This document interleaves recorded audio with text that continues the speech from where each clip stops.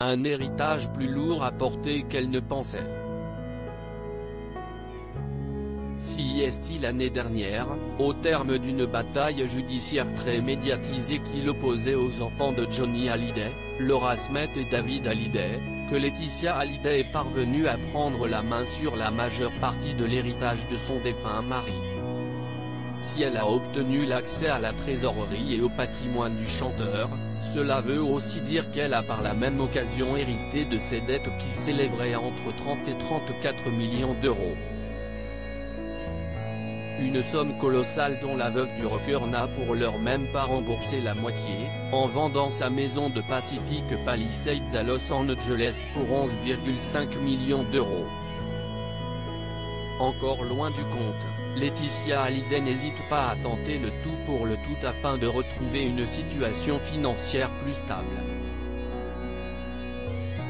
Pour cela elle a parfois recours à des stratagèmes douteux pour faire patienter le fisc.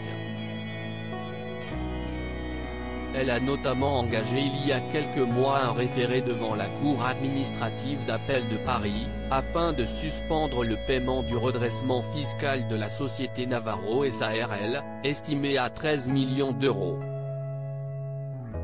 Mettant en avant le fait que la société Navarro S.A.R.L. ne disposait pas d'actifs susceptibles de couvrir la dette d'impôt réclamée, la compagne de Jalil espérait que la société Navarro S.A.R.L. puisse être placée en situation de cessation de paiement.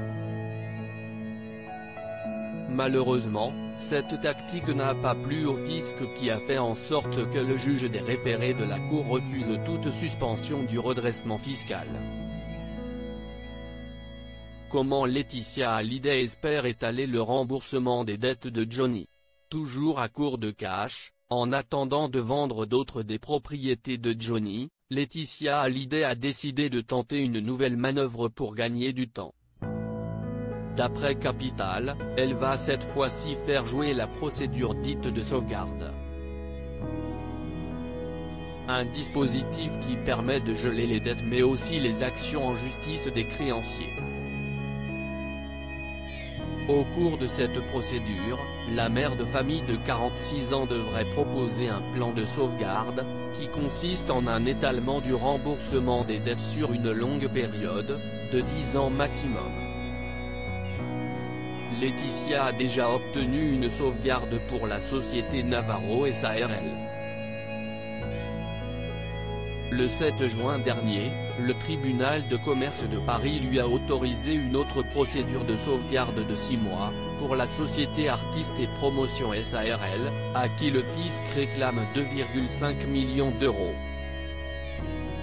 Comme le rappellent nos confrères, Johnny a présidé Artistes et Promotion S.A.R.L. jusqu'en 2007 avant de confier ce rôle à son comptable, puis à la grand-mère de Laetitia, Eliette Boudou en 2015. Si est désormais Laetitia qui a repris la direction, il y a 3 mois. D'ailleurs, elle aurait déclaré au tribunal de commerce de Paris, vouloir réactiver cette société en se lançant dans la promotion de jeunes artistes. Selon ses dires, un premier artiste devrait être enregistré en juillet, tandis que sa chanson sera présentée au concert en hommage à Johnny prévu à l'Accor Arena le 14 septembre prochain.